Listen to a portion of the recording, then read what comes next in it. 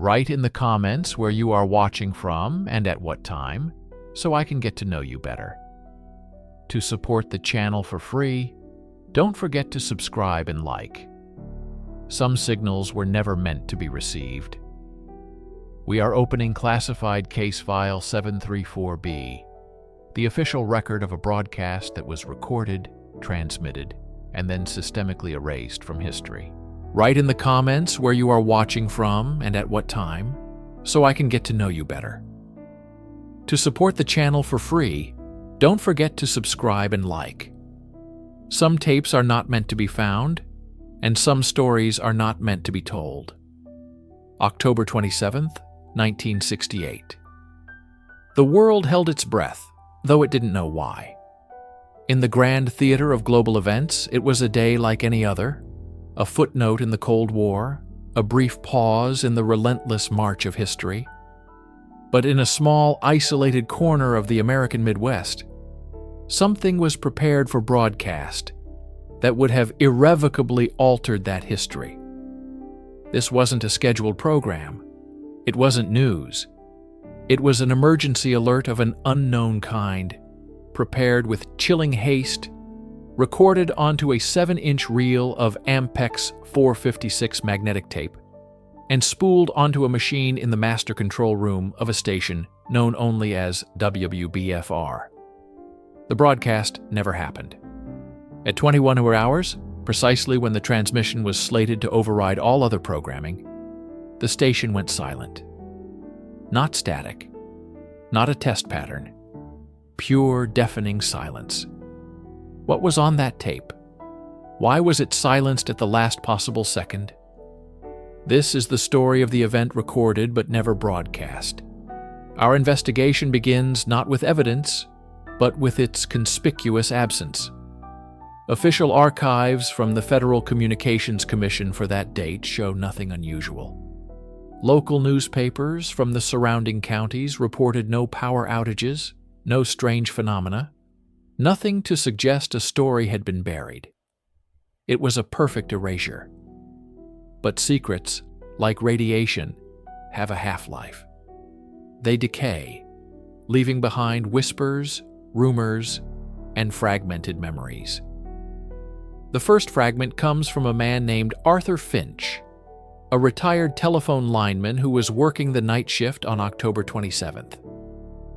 In a letter written to a paranormal researcher decades later, he described a surge of panicked cross-chatter on the lines connecting to the WBFR broadcast tower.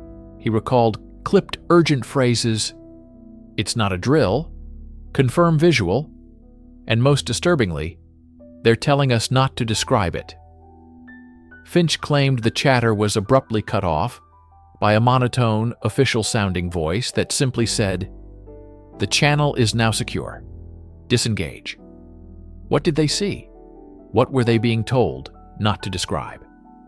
The contents of the lost transmission have become the subject of intense speculation among a small community of researchers who call themselves auditory archivists.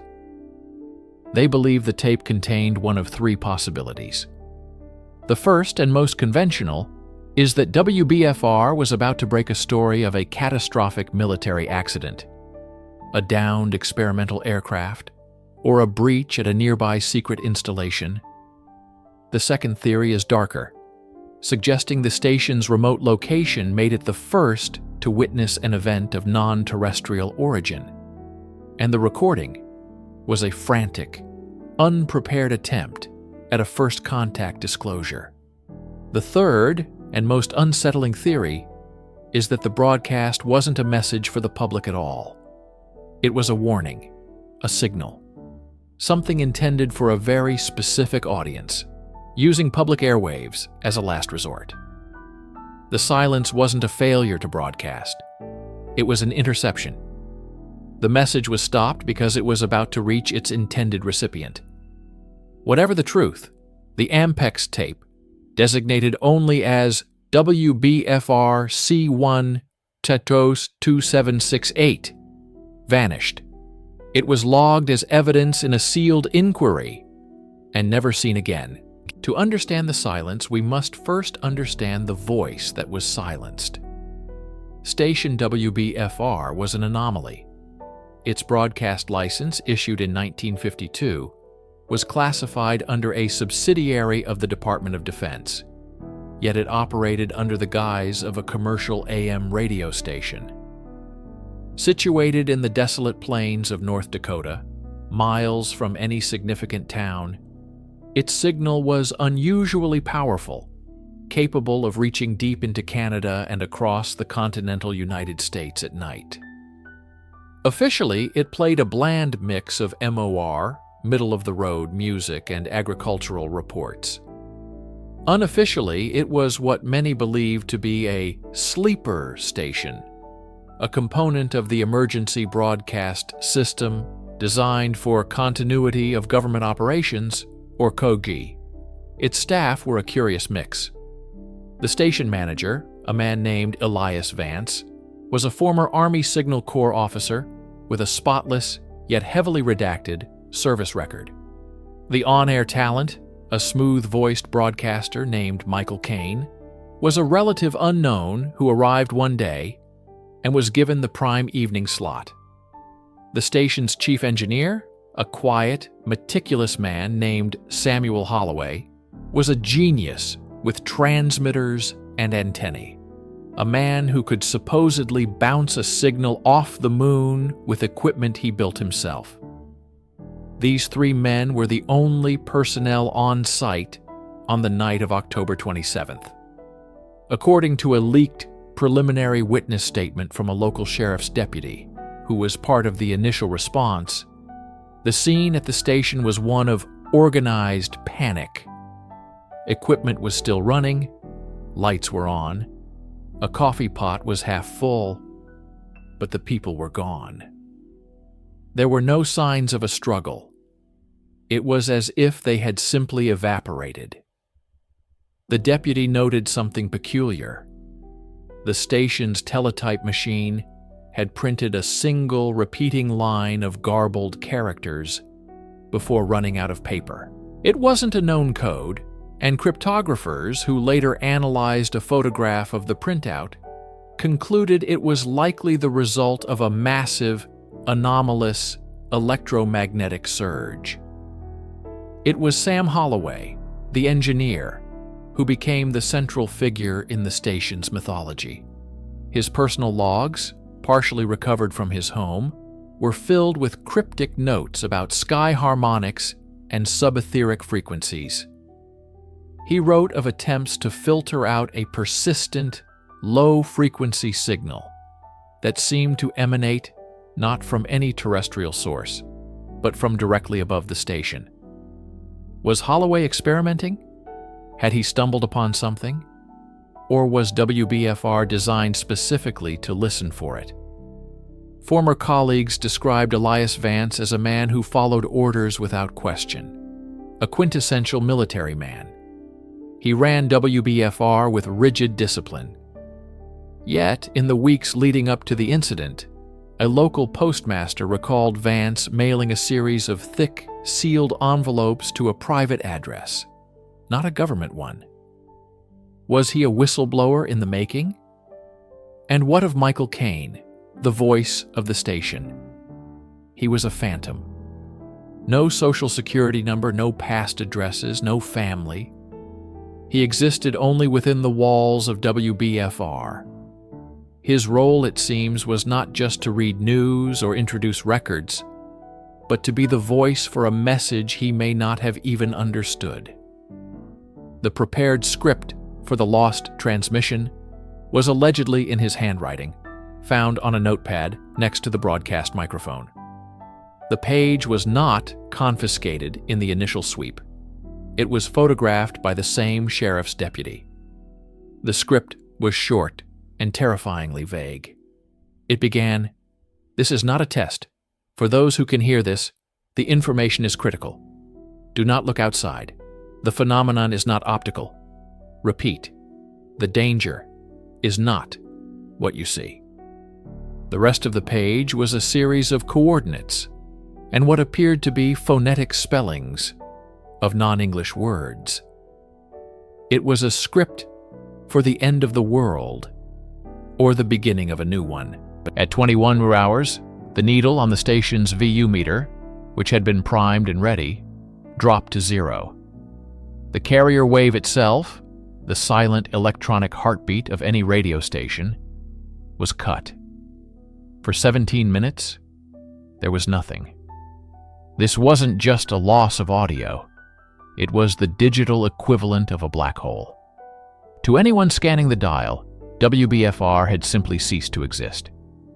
Then, at 21:17, the carrier wave returned, and a pre-recorded loop of orchestral music began to play.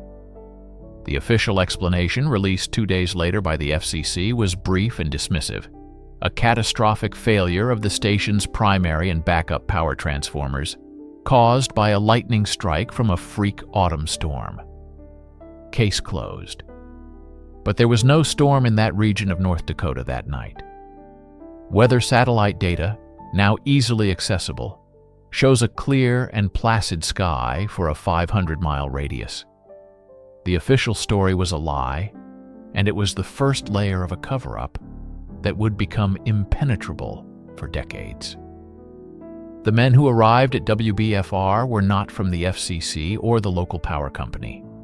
They arrived in unmarked sedans, dressed in dark suits, and carried credentials from the Department of Energy and the United States Air Force Intelligence. They established a perimeter, denied access to the local sheriff, and began a systematic sanitization of the site. Every tape in the building was confiscated, not just the master recording. Every logbook, every piece of paper, every notepad was boxed and removed. According to one declassified internal memo from the period, the operation was codenamed Latchkey. Its objective was to mitigate the public dissemination of non-verified atmospheric data and contain the associated source. Non-verified atmospheric data is a chillingly sterile euphemism. What data had WBFR collected? What was the source they were so desperate to contain? The 3 station employees, Vance, Kane, and Holloway, reappeared 2 days later. They were debriefed, signed extensive non-disclosure agreements, and were reassigned to separate, obscure administrative posts within the government. None of them ever worked in broadcasting again. Elias Vance died of a heart attack in 1975. Michael Kane's identity trail goes cold after 1971. Samuel Holloway, the engineer, lived until 1994, a recluse haunted by what he knew. His family reported that he suffered from extreme paranoia, lining his house with aluminum foil and refusing to have a telephone or radio. He would often speak of the broadcast that was, claiming they had succeeded, that the message got out, not to the public, but to who it was for, and that the 17 minutes of dead air was the sound of the reply. The official denials only fueled the legend. When pressed by a persistent local journalist in the 1980s, an Air Force spokesperson issued a now infamous statement. The United States Air Force has no record of any event, broadcast or otherwise, occurring at the now decommissioned WBFR facility on that date. Any claims to the contrary are baseless speculation. They didn't just deny the story. They denied the station's very history, attempting to wipe it from the map. But you cannot erase a signal. It travels forever, outward into the void, waiting to be found. The official investigation into the WBFR incident, codenamed Project Latchkey, lasted exactly 48 hours. It was not an inquiry designed to find the truth, but to bury it. The final report, a document so secret that its very existence has been denied, is the holy grail for researchers of this mystery. Fragments, allegedly leaked by a sympathetic archivist at the National Security Agency, paint a picture of a frantic, high-stakes search for answers. The inquiry was not led by law enforcement or broadcast regulators, but by a team from the NSA and a little-known scientific advisory group attached to the White House. Their focus was singular. What was the nature of the phenomenon described in Michael Caine's script? And had any part of the transmission breached containment? The technical analysis concluded that the station's equipment had been subjected to an electromagnetic pulse of unknown origin and unprecedented magnitude. It wasn't an equipment failure. The station had been deliberately and precisely disabled from an external source. The transformer failure was a fiction created to mask this fact. The pulse was localized, affecting only the station and a small radius around it, which explained why no one else in the region experienced any power disruptions. The source of the pulse remains the central question. Was it a foreign power testing a new weapon? Was it a secret U.S. military technology deployed to silence a leak? Or was it, as Holloway's notes suggest, a reaction to the broadcast itself, a response from whatever they were attempting to communicate with? The psychological evaluations of the three employees are perhaps the most chilling part of the leaked report. Elias Vance, the station manager, was deemed compliant but compromised, sticking to the official story, but showing signs of extreme psychological distress. Michael Caine, the broadcaster, was labeled an enigma. His interrogators could find no history for him, concluding he was likely an intelligence asset operating under a deep cover identity. He reportedly said only one thing during his entire debriefing: "You're too late." Samuel Holloway, the engineer, was considered the most dangerous. His logs, filled with scientific data and esoteric theory, suggested he was the architect of the event. He claimed WBFR was not just a radio station but a transceiver built to receive a signal he had been tracking for years. The October 27th broadcast was, in his words, an acknowledgement, a response to a call from somewhere else.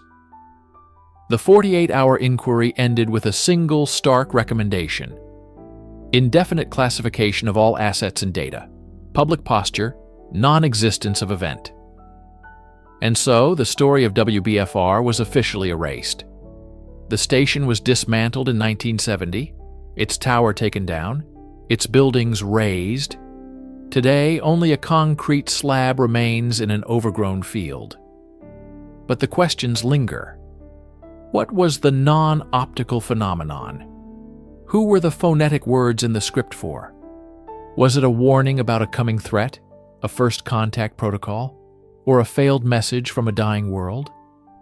The lost transmission of WBFR is a ghost in the machine, a testament to a moment when humanity stood on a precipice and was pulled back by an unseen hand. The event was recorded. The silence was the broadcast. And we are left to wonder what we were not allowed to hear. Official records are silent. They are a vacuum, a carefully constructed void where a terrifying truth should be. But history is not only written by institutions, it is whispered by those who were there, those who saw the impossible and were forced to carry its weight in silence. To understand what was recorded but never broadcast, we must listen to the voices that still tremble in the static of memory. We were able to make contact with two individuals connected to the Ashworth event, both speaking on the condition of absolute anonymity. We will call them Source Alpha and Source Beta. Source Alpha was a junior broadcast engineer on duty in the hours leading up to the main event. His voice, altered for his protection, carries the exhaustion of a man who has replayed a single night for decades. It was supposed to be a dead shift. Nothing ever happened after midnight. We were running pre-recorded programming, network feeds, just babysitting the signal, really. The air was heavy that night, the kind of oppressive humidity that comes before a lightning storm that never breaks.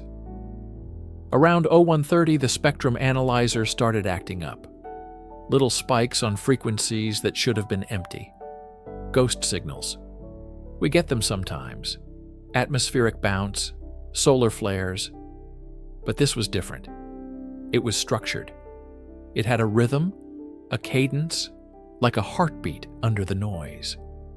I noted it in the log, anomalous carrier wave interference, and thought nothing more of it.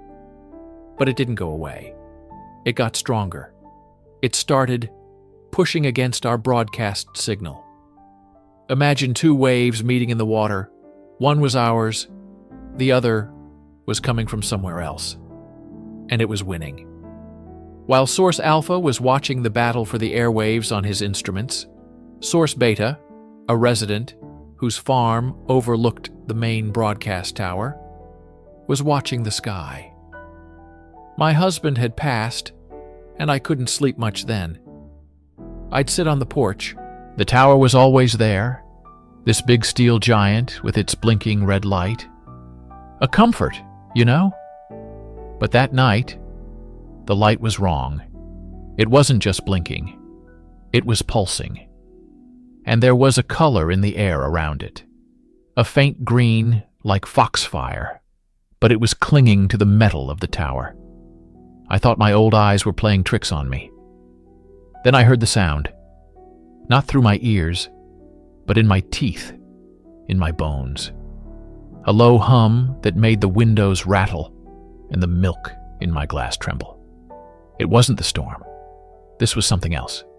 This was the sound of something arriving.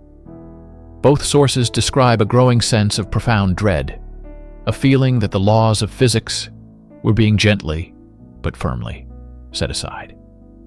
They were witnesses at two different ends of the same impossible equation. The technician watching the ghost in the machine, and the farmer watching the machine become a ghost. Both were about to experience the main event, and both would be told in no uncertain terms that what they saw and heard never happened. At the heart of any broadcast station is the control room. It is a sanctuary of order, a place where chaos is tamed and shaped into clean, transmittable signals. And at the heart of the Ashworth event was one man, sitting alone in that sanctuary, as the walls of reality began to crumble. His name was Elias Vance. He was the night shift operator, a 20-year veteran of broadcasting known for his meticulous logs and calm demeanor. He was, by all accounts, the last person to panic. His logbook from that night, pages of which were anonymously leaked years later, tells a story of chilling professional detachment, dissolving into pure terror. 23. Shift start. All systems nominal. Weather service reports inbound electrical storm. Monitoring atmospheric interference. 045. Network feed stable. Station identification broadcast successful. Coffee is bitter. 138. Log entry from engineer noted. Observing anomalous carrier wave on sub-band frequencies. Waveform is unusually coherent, not typical atmospheric scatter, attempting to isolate and filter. This is where the ordinary ends. For the next hour, Vance's entries become more frequent, his language more urgent. He describes the anomalous signal not just interfering with their broadcast, but piggybacking on it, modulating itself into the primary signal like a virus. He reports fleeting images on the preview monitors, geometric patterns that defied Euclidean logic, flashes of landscapes under a black sun. He writes of a voice, or something like a voice, whispering just below the audio threshold. At 002:17, he made a call to the station manager. The line was dead. He tried the chief engineer. Static. he was alone. 0244. The signal is no longer piggybacking. It has subsumed our broadcast. I am transmitting something, but it is not our programming. The images on the monitor are clearer now. I see a city. It is not a human city. The architecture, it hurts to look at. The audio is a language. I feel it in my skull. It is not meant for human ears. The hum Source Beta described is now a deafening roar inside the control room, though there is no sound. His final legible entry is terrifying. At 003 the main power grid for the county failed. The control room should have gone dark, the broadcast silenced, but it wasn't. Vance's last entry, scrawled with a trembling hand, reads, "Grid is down. Everything is dark, but the board is still lit. The signal is stronger. It's using the tower as its own power source. It's not just a broadcast anymore. It's a recording. It's recording us." After that, the logbook ends. When the first responders arrived hours later, they found the control room trashed, not by a person, but by an intense electromagnetic event. The broadcast tapes were melted into solid blocks of plastic, and Elias Vance was gone. He was not just missing. It was as if he had been erased. In the cold, gray dawn that followed the Ashworth event, before the local sheriff had even finished his first cup of coffee, they arrived. They didn't come in police cars or military Humvees. They came in black, unmarked sedans that moved with an unnatural quietness.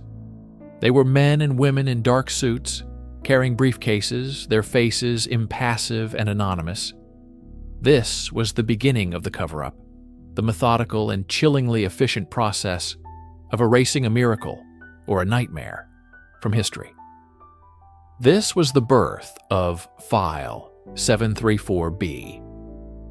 Our third source, Gamma, was a junior clerk in the county records office at the time. He was there when two of the suited figures came to see his boss. They didn't introduce themselves. They just took over. They presented a document with a seal I'd never seen before, and my boss, a man who argued with the mayor over zoning permits, just turned white and gave them whatever they wanted. They weren't asking. They were informing. They told him the official story.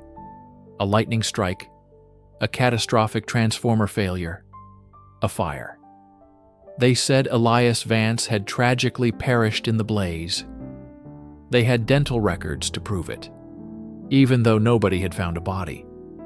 They were creating a reality and daring you to question it. The fire was the excuse they used to condemn the entire broadcast station site.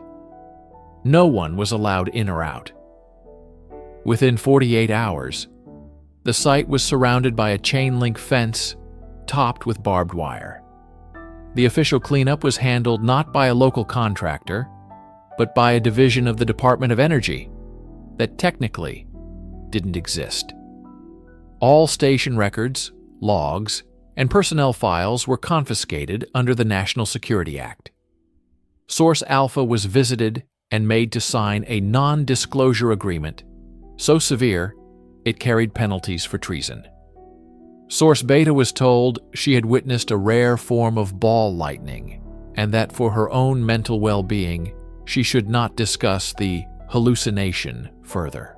Every loose end was tied, every witness silenced, every piece of physical evidence secured. File 734B became the official repository for the incident. Leaked fragments show a collection of contradictory and heavily redacted reports. One memo refers to the event as a signal of unknown origin, with cognitive and spatiotemporal effects. Another recommends the permanent seizure of the broadcast tapes, classifying them not as evidence, but as a contagion. The file doesn't explain what happened. It is a monument to the fact that something did. The final page is a single directive, stamped in red. Ashworth County, designated a permanent SIGINT exclusion zone. All civilian and military broadcast traffic is to be routed around the designated airspace. No appeal. The file was then sealed, buried deep within a government archive. A tombstone for a truth that was too dangerous to live. The fences remain. The official story has settled into local lore, a sad but simple tragedy. But the event was not an explosion that ended. It was a broadcast. And broadcasts, by their very nature, travel. They echo. Decades after the men in black left, and File 734B was sealed, the silence in Ashworth County is not empty. It's listening. And sometimes, it talks back. This is the story of the ghost signal. For years, amateur radio enthusiasts and paranormal investigators have been drawn to the hills surrounding the old broadcast tower. They come with sensitive receivers, spectrum analyzers, and parabolic microphones, hunting for an echo of what Elias Vance recorded that night. Most find nothing but static. But a few, on certain nights when the atmospheric conditions are just right, capture something else. It is a faint, looping transmission hiding on the edge of the UHF band. It's a phantom, a signal that has no discernible point of origin. They call it the ghost signal. We spoke to a modern-day signal hunter who has spent the last decade trying to capture and decode it. It's not a natural phenomenon, he explains, pointing to a waveform on his laptop screen. It has structure. It's a piece of the original broadcast from that night, maybe a few seconds long, looped over and over. You can hear a fragment of the network jingle, then a burst of what sounds like screaming, then static. But beneath the static, there's something else. A voice. He has used advanced software to filter out the noise, to isolate this whisper from the electronic whirlwind. The process took years. What he has found is not the key to the mystery, but a deeper, more terrifying lock. He plays the audio for us. The quality is poor, filled with hiss and crackle, but the words are discernible. It is the voice of Elias Vance, but it is not the voice of a man in terror. His tone is calm, monotone, devoid of any emotion. It is the voice of an announcer, reading a station identification, and over he repeats a single, chilling phrase. It is not a warning. It is not a cry for help. It is an invitation. The phrase is, "The broadcast is now the recording. We are listening. Stand by." The question is no longer what was recorded that night. The question is who is we, and what happens when they are done standing by. The ghost signal of Ashworth County suggests that the event never ended. The recording is still being made. And we, all of us, are the broadcast. Write in the comments where you are watching from and at what time so I can get to know you better. To support the channel for free, don't forget to subscribe and like. Some tapes are buried not because of what they show, but because of what they do to those who watch them. Following the event, an immediate and suffocating silence descended. This wasn't a gradual fading of memory. It was an active, systematic erasure. Within hours, a directive, stamped with a classification level that technically didn't exist, was disseminated through secure channels. Its name was Project Chimera. Its sole purpose, to ensure the unbroadcasting of the broadcast. The first step was containment. Every individual present in the control room, the studio, and the transmission tower, from the lead director to the janitorial staff, was detained. They weren't arrested in the conventional sense. They were debriefed, a euphemism for a process of psychological conditioning and intimidation so profound that it would scour the memory, or at least the will, to ever speak of it. Official records show these individuals were transferred to new posts, took early retirement for health reasons, or simply vanished into the labyrinthine bureaucracy of clandestine services. Their families were given plausible cover stories, pensions were paid, and the gears of the state ground on, leaving behind a wake of neatly sealed lives. The physical evidence was next. The master tapes, the backup recordings, even the audio logs and camera scripts were confiscated. They weren't just locked away. They were taken to a subterranean facility known as the Sieve, a place designed for the permanent disposal of inconvenient truths. The official manifest listed the items as damaged by electrical surge and slated for incineration. But they weren't burned. A select few, the purest recordings from the primary feeds, were placed in lead-lined canisters and submerged in a coolant bath deep beneath the earth. The silence was enforced by fear. Whispers among intelligence circles spoke of echo listeners, agents tasked with monitoring former personnel for any sign of a breach. The psychological toll on the witnesses was immense. Insomnia, paranoia, aphasia. These became the quiet afflictions of those who carried the memory. They lived in a state of perpetual anxiety, knowing that a single slip of the tongue could unravel their carefully constructed new reality. For 40 years, Project Chimera was flawlessly successful. The event became a non-event, a phantom limb of broadcast history. It existed only in the fractured nightmares of a few dozen people and in canisters buried under a mountain, waiting. History is not a pristine library. It's a cluttered, disorganized attic, and sometimes things get lost in the wrong box. In 2011, Elias Thorne was one of the keepers of that attic. He was a senior archivist at the National Declassification Center, a man whose life was a quiet communion with decaying paper and magnetic tape. His job was to sift through mountains of government records, redacting sensitive information before their public release. It was a monotonous task, a career spent in the gray twilight of forgotten secrets. He was not a conspiracy theorist or a treasure hunter. He was a bureaucrat of memory. The discovery happened on a Tuesday. Thorne was processing a series of meteorological records from the 1970s, specifically data related to atmospheric-ionospheric interference. Buried within a crate of weather balloon telemetry data, he found it.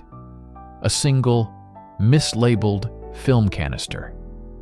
It was heavier than it should have been, cold to the touch, and sealed with a brittle, amber-colored resin he'd never seen before.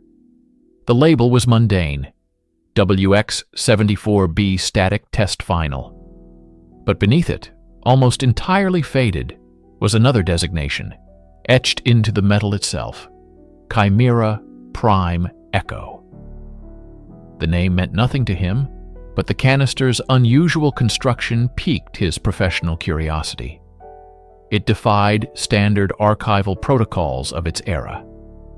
Using a specialized tool to crack the resin seal, he opened the canister.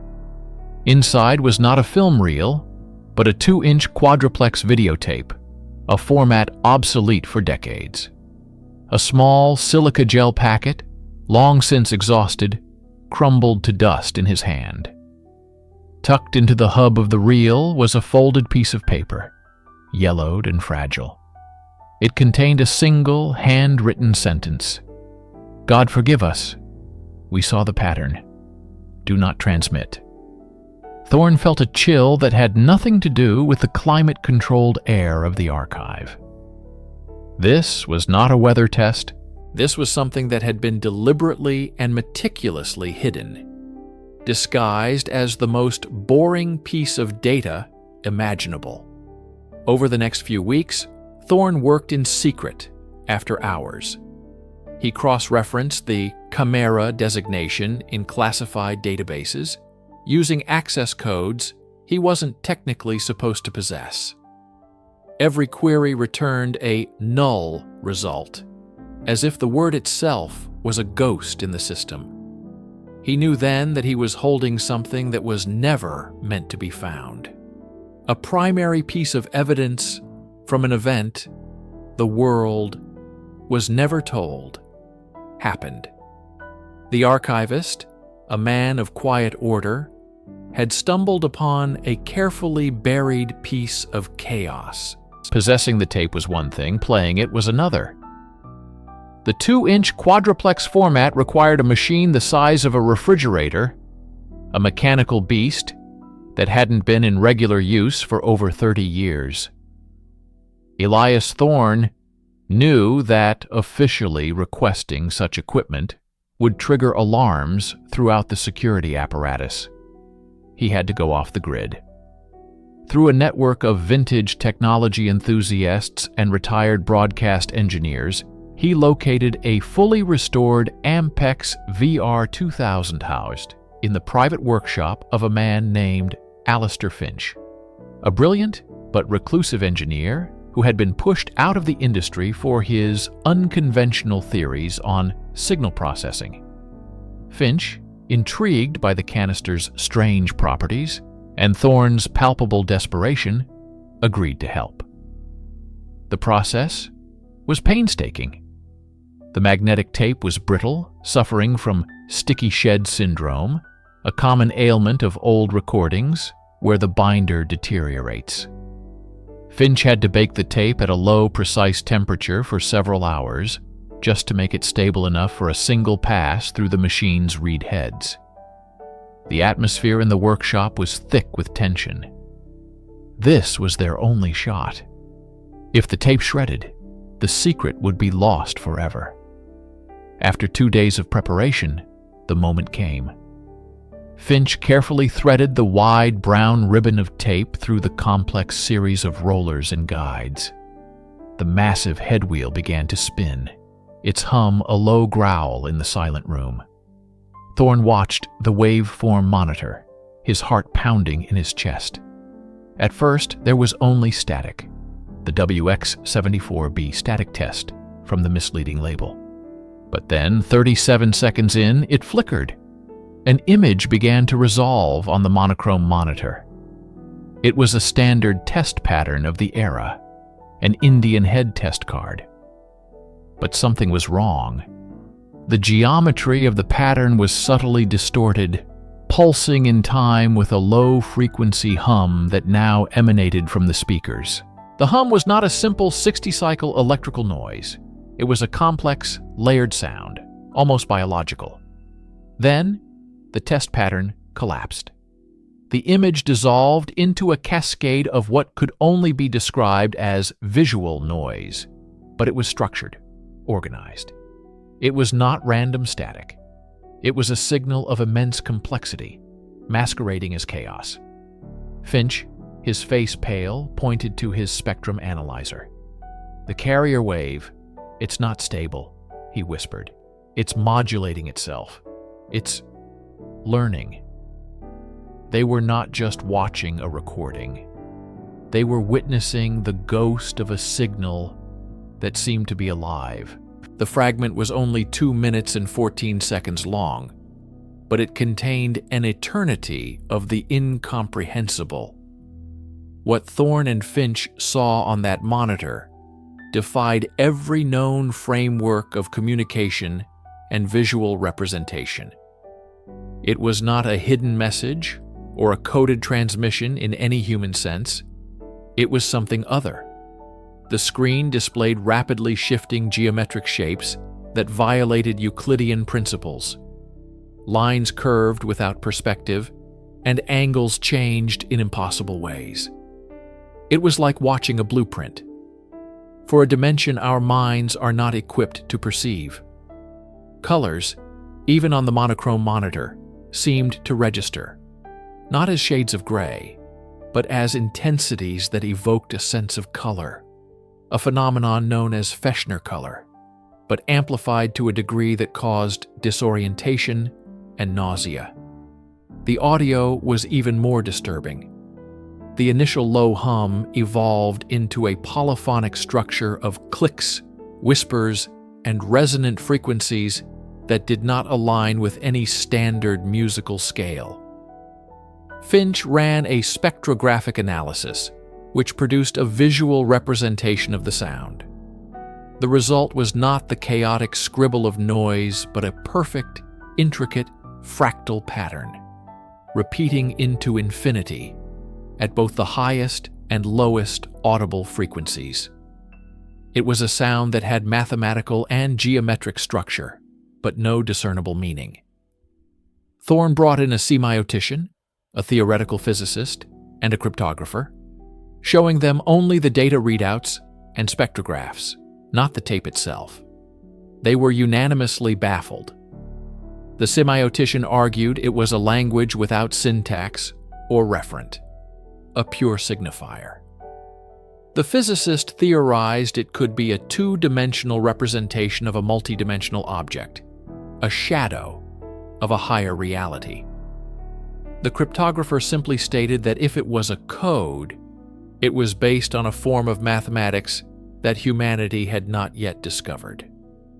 The most chilling part was the effect it had on them. After repeated viewings, both Thorne and Finch began experiencing shared phenomena.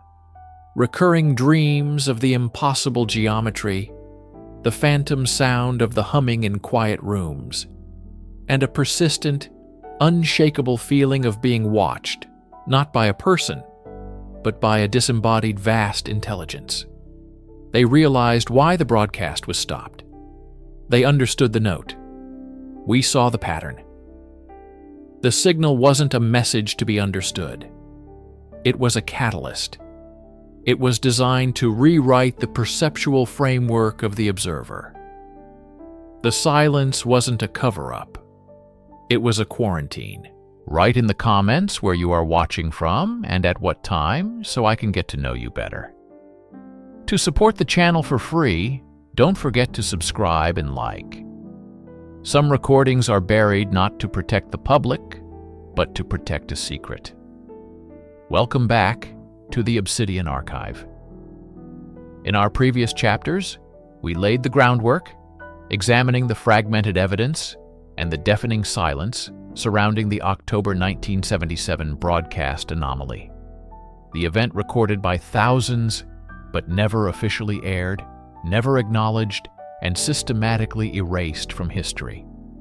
Now we descend deeper into the labyrinth, into the very mechanism of that erasure.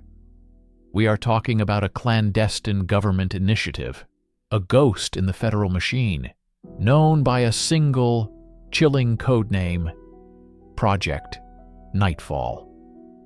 Our investigation, pieced together from declassified documents so heavily redacted they resemble abstract art, and from hushed conversations with sources still living in the shadows, suggests Nightfall wasn't a reactive measure.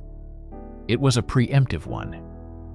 Established in the early 1960s under a nebulous national security directive, its mandate was simple, yet terrifyingly broad, to identify, intercept, and neutralize any form of information deemed ontologically threatening. This wasn't about censoring political dissent or hiding military failures. This was about reality itself. Project Nightfall operated on the premise that certain truths, certain phenomena, if revealed to the public, would fundamentally destabilize the foundations of society. The 1977 event was, according to our sources, the ultimate test of their capabilities. The protocol was known internally as signal attenuation. It wasn't just about jamming a broadcast, it was a multi-pronged assault on information. First, the primary signal hijack, which we've discussed. But simultaneously, Nightfall operatives were deployed to local news affiliates, telephone exchanges, and even university radio stations. Their job was to confiscate master tapes, logbooks, and any witness testimonies under the guise of a national technical security emergency. They were ghosts with credentials, leaving behind nothing but confusion and non-disclosure agreements, enforced with the implicit threat of federal prosecution. We found a pattern. Look at the Ashgabat broadcast interruption of 1968, the alleged skyquake reports over the Pacific in 1972, the mysterious long-form static that silenced radio signals across the Midwest in 1975. Each event was followed by a wave of quiet, efficient suppression. Records vanished. Witnesses recanted their stories or fell silent. The media reported technical malfunctions or solar flares. This was Nightfall's signature. They weren't just erasing an event, they were erasing the memory of the event. For the 1977 broadcast, they had to work faster and harder than ever before. It was the first time the phenomenon had been captured on such a massive scale, on videotape, a format far more resilient than fleeting audio signals. They had to ensure that not a single frame of that recording, the one we are searching for, ever saw the light of day. This wasn't just a cover-up. It was a carefully orchestrated campaign to convince the world that what they saw, what they recorded, simply did not happen. It was the ultimate gaslighting operation, and Project Nightfall was its invisible hand. To understand the machine, you must speak to the ghost who once operated it. For decades, the inner workings of Project Nightfall were pure speculation, the stuff of conspiracy forums and late-night radio shows. But in 2018, a man reached out to us. He called himself Argus. He claimed to be a former signal analyst for Nightfall, assigned to the very department tasked with monitoring and containing the 1977 event. For his safety, his voice is altered, and his location remains unknown. This is his story, transcribed from over 20 hours of encrypted calls. "We weren't spies," Argus began, his synthesized voice devoid of emotion. "We were librarians of the impossible. My job was signal integrity. I watched the spectrum, from LF waves to gamma rays, looking for anything that didn't fit the baseline of known physics. The 1977 event, we called it the Somnium Transmission. It wasn't a hijack in the traditional sense. It didn't overwrite the broadcast signal. It nested inside it. It was like a virus made of light and sound. Argus claims he was one of 3 analysts who saw the raw, unfiltered feed in a shielded room deep beneath Fort Meade. What the public recorders caught was a degraded version, a ghost of a ghost. On the master feed, it was coherent. It wasn't noise, it was structured, mathematical. There were visual patterns that flickered too fast for a standard television to resolve, complex geometric shapes that folded in on themselves. We called them ideograms. They seemed to convey information, but on a level we had no framework to understand. The audio was the worst part. That buzzing sound people reported.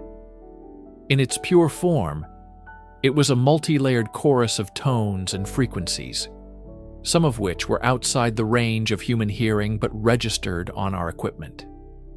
Listening to it felt invasive, like it was mapping the inside of your skull. Argus alleges that the true purpose of Project Nightfall was not to hide the event from the public, but to secure it for analysis. The suppression was a containment protocol. They were terrified it was a signal-based weapon, he explained. Or worse, a form of communication so advanced it could reprogram a human mind just by being observed. We ran simulations. The patterns in the transmission showed characteristics of a fourth-dimensional object collapsing into three-dimensional space. Think of it like a complex shadow cast by something you can't see. We weren't just watching a broadcast. We were witnessing an arrival. Argus's testimony paints a chilling picture. A government that didn't just hide proof of the unknown, but actively captured it for study, leaving the public to question their own sanity. He claims the original master recording of the Somnium Transmission still exists, stored in a cryogenically sealed data vault, an artifact too dangerous to destroy, but too profound to ever reveal. Could the explanation for the 1977 event lie not in the shadows of conspiracy, but in the strange and often misunderstood laws of physics? While the testimony of a whistleblower like Argus is compelling, we must, as objective researchers, explore every avenue. Some of the most intriguing theories move away from intelligent design and towards a grand, natural accident. This brings us to the field of anomalous propagation, the study of how signals can travel in bizarre and unpredictable ways. The most common theory cited is tropospheric ducting. Under specific atmospheric conditions, a temperature inversion for example, a layer of cool air can become trapped beneath a layer of warm air. This creates a duct that can carry VHF and UHF signals, like television broadcasts, for thousands of miles, far beyond their intended range. Could the 1977 event have simply been a freak combination of distant signals from multiple sources bouncing and merging in one of these atmospheric ducts to create a seemingly intelligent but ultimately random super signal? It's plausible. It would explain the widespread nature of the event and its sudden disappearance as atmospheric conditions changed. However, it fails to account for the reported coherence and complexity of the signal described by internal sources. The patterns, the mathematical structure, random noise, no matter how strangely propagated, does not organize itself into complex ideograms. A more exotic theory points to something called the Luxembourg effect, or ionospheric cross-modulation. This is a known phenomenon where a powerful radio wave in the ionosphere can transfer its modulation onto a weaker signal passing through the same area. What if a powerful unknown source, perhaps a military experimental broadcast or even a natural radio source like Jupiter, imprinted itself onto the television signals that evening? This could explain the feeling of the signal being nested inside the original broadcast. But again, we are left with the problem of the source. What signal could possibly contain such bizarre and structured information? The most speculative, yet scientifically grounded theories delve into quantum physics. Some physicists propose the existence of long-delayed radio echoes, signals that bounce off the ionosphere and are heard again minutes, hours, or even years later. While this is a documented but poorly understood phenomenon, no echo has ever been recorded with the complexity of the 1977 signal. Could it have been an echo from our own future? A broadcast from a time yet to come, propagated backward through a temporal anomaly? It sounds like science fiction, but it is a hypothesis that some fringe theorists and even a few credentialed physicists have quietly entertained. These naturalistic explanations are, in some ways, more terrifying than a deliberate message. They imply that the very fabric of our reality, the medium through which we communicate, can bend and break in ways we cannot predict or control. The 1977 event may not have been a message from someone, but a message from physics itself, a warning that the rules are far stranger than we know. We have journeyed through the shadows of government suppression and the arcane corridors of atmospheric science. Now, we arrive at the theory that has lingered at the edge of this entire investigation, the one that Project Nightfall was arguably created to combat, the possibility that the 1977 broadcast was not of this Earth. The extraterrestrial hypothesis is often dismissed, but in this case, the evidence, or lack thereof, forces us to consider it. If the signal was not man-made and not a natural phenomenon, we are left with few other options. Proponents of the ETH argue that the 1977 event bears all the hallmarks of a botched or misunderstood attempt at first contact. The complexity of the signal, as described by Argus, suggests an intelligence far beyond our own. The ideograms could have been a form of communication that transcends spoken language, a direct transmission of concepts. The multi-layered audio might not have been noise, but a data stream so dense it was incomprehensible to our primitive technology. Consider the context of the era. In 1977, the Voyager probes were launched, carrying the golden records, humanity's own attempt at a message in a bottle. Was the Somnium Transmission a reply? Or perhaps a warning? The signal nesting technique could have been a deliberate choice, an attempt to use our own technology as a vessel without being overtly hostile, a gentle knock on the door rather than breaking it down.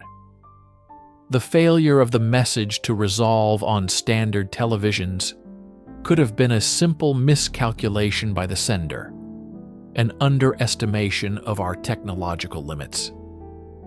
Another, more unsettling theory is that it wasn't a message at all. It was surveillance. The strange audio frequencies could have been a form of active scanning, probing our infrastructure, our biology, our planet. The visual data might have been the raw feedback from this scan, a visual representation of what the probe was seeing. In this scenario, the broadcast interruption wasn't an attempt to talk to us, but the accidental eavesdropping on a non-human entity performing reconnaissance. This aligns perfectly with the mandate of a group like Project Nightfall. A message, however strange, can be interpreted. A surveillance signal implies an impending action. The suppression, in this light, was not to prevent panic, but to prevent our adversaries, both terrestrial and potentially otherwise, from knowing we were aware of their watchfulness. It becomes an issue of planetary security.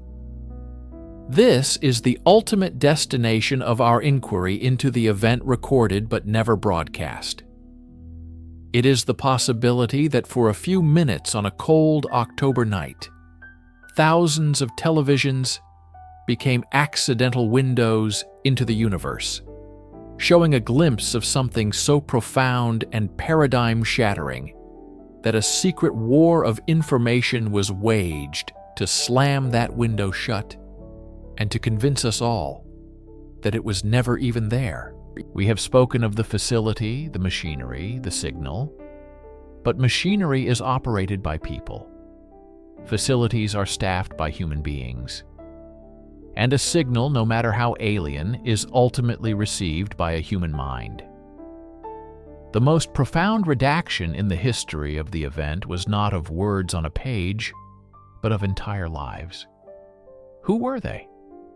The engineers, the technicians, the support staff, the security personnel who were present at Site Omega during those critical hours. Official records are a barren wasteland. Personnel rosters for that quarter are conveniently corrupted. Employment histories show inexplicable gaps. It's as if a digital scalpel excised these individuals not just from the project, but from existence itself. We have managed to acquire, through a source who must remain anonymous, a partial duty roster from the week prior to the event. It contains 47 names. Of those 47, we can find public records for only 3. One died in a reported car accident 2 months after the event. The other 2 have no digital footprint after a specific date, the date of the recording. No new addresses, no credit histories, no social media, no obituaries. They simply stopped. The remaining 44 are ghosts. Their names, when cross-referenced with national databases, return 0 results. It is a statistical impossibility. These were not phantoms. They had families, friends, lives. We spoke to a woman who claims her father was a communications engineer at a remote monitoring station in that region. He disappeared around the same time. For years, the family was told he was on a classified overseas assignment. Then, the communication stopped entirely. The official explanation shifted to desertion. His service record was sealed. His wife was left with 2 children, a state-sanctioned lie, and a lifetime of unanswered questions. This is the true cost of secrecy. It is not just the burying of a tape, it is the burying of the people who made it. Were they collateral damage of the event itself? Or were they part of a cleanup operation, a methodical erasure of all witnesses to ensure the silence was absolute? The few artifacts that remain are haunting. A group photograph from a holiday party a year before the event, with faces circled and question marks scrawled beside them by investigators like us. A child's drawing, found in a box of old effects, depicting a tall radio tower with strange, jagged energy crackling around it. The caption, in a child's hand, reads, "Daddy's work." These people are not just footnotes in a conspiracy. They are the central victims. Their silence is the loudest testament to the terror of what was captured on that recording. A truth so monumental that it required the sacrifice of dozens of lives to keep it contained. To bury a secret as monumental as the event, you need more than just a shovel. You need an army of bureaucrats, a mountain of paperwork, and a carefully constructed alternate reality. The official cover-up was not a passive act of hiding the truth. It was an aggressive, sustained campaign of misdirection. Immediately following the event, a parallel narrative was born. The story, seeded through quiet memos and back-channel press briefings, was mundane, plausible, and utterly false. A catastrophic failure of a new type of geothermal generator. A deep earth drilling experiment gone wrong. The release of an experimental hallucinogenic gas during a military exercise. Each story was tailored for a different audience. For the public and local news, it was a minor industrial accident, contained and with no casualties.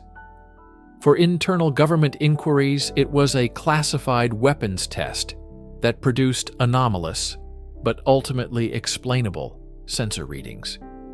We have analyzed thousands of pages of declassified documents related to Site Omega. They are a masterclass in obfuscation. The documents are a labyrinth of black ink. Entire pages are redacted, leaving only prepositions and articles. But the redactions themselves tell a story. Using forensic software, we can analyze the faint impressions left on the pages behind them, revealing keywords that consistently appear beneath the black bars: non-terrestrial, sentient, temporal distortion, bioacoustic signature. These are not terms associated with a generator malfunction. The misdirection extended beyond paper. Geological survey teams were dispatched to the area months later, loudly announcing they were investigating natural seismic activity. This activity was then conveniently blamed for the equipment failure at Site Omega. It was a retroactive justification, a piece of theater designed to close the book on any lingering questions. They created a new history. They fabricated data, falsified maintenance logs, and commissioned scientific papers from government-friendly academics who concluded, without ever visiting the site, that the incident was a textbook case of ball lightning or some other rare but natural phenomenon. This intricate web of lies served one purpose: to give anyone who stumbled close to the truth a plausible, boring, and official exit ramp.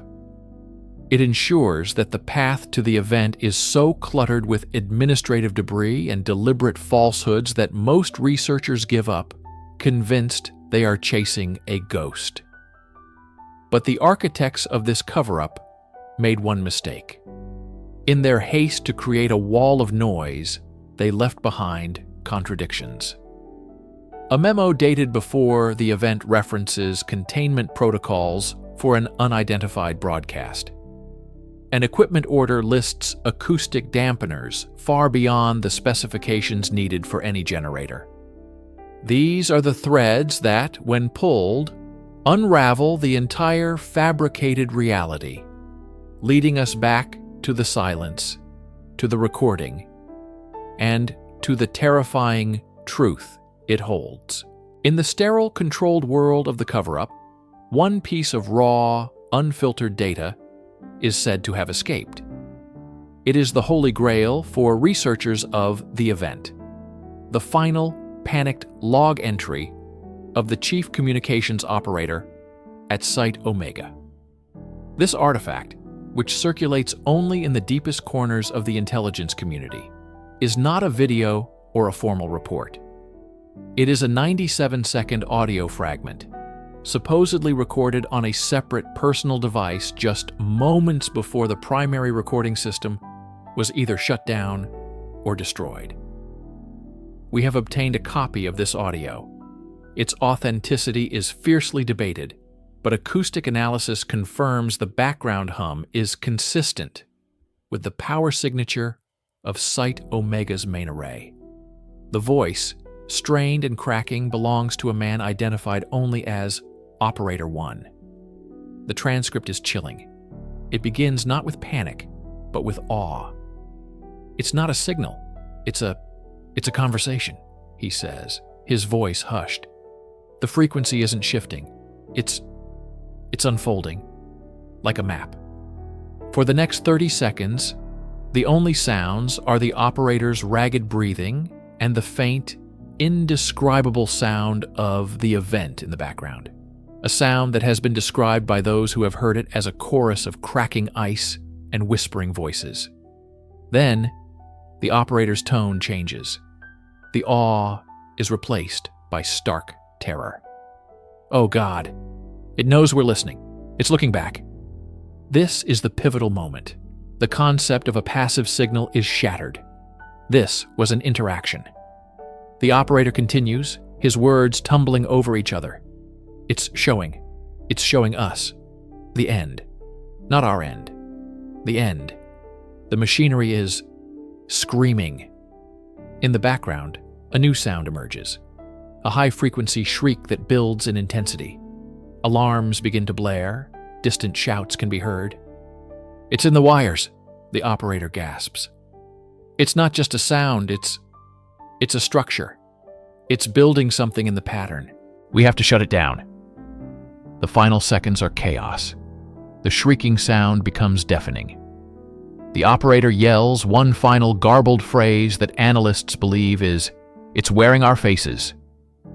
Then, there is a loud, percussive crack, like a massive whip, followed by instantaneous absolute silence. The recording ends. This log entry, if real, reframes everything. The event was not a passive recording of a distant phenomenon. It was a direct hostile contact. The signal was not information. It was an entity.